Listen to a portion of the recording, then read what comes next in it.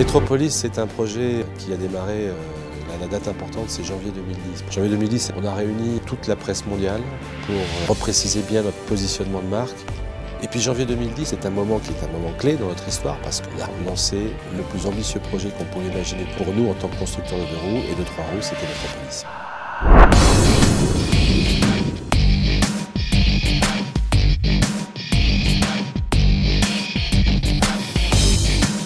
L'histoire de Métropolis, c'est une histoire humaine, d'hommes et de femmes, qui à un moment donné ont probablement été surpris de nouvelles ambitions qu'on a affichées en termes de positionnement de notre gamme, et puis progressivement de se convaincre qu'on était capable et que collectivement on avait un potentiel de faire des choses fabuleuses.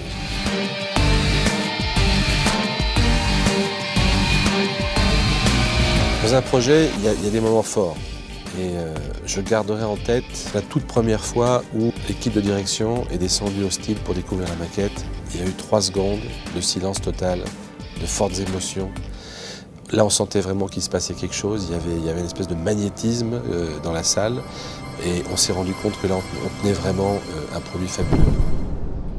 Il y a eu la toute première fois où on a entendu le moteur 400 cm3 sur le banc. La toute première fois où le moteur était monté sur le véhicule et on l'a vu partir sur les routes autour de Mandeur pour ses premiers tours de roue. Et puis la toute première présentation à la presse. Mais c'est un moment fantastique où on a eu un accueil extraordinaire de la part de la presse.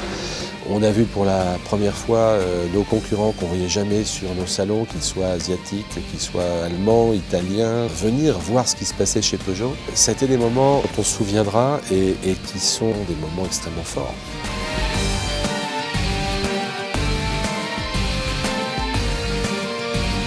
Pour le personnel de Peugeot Scooter, c'était une aventure fabuleuse.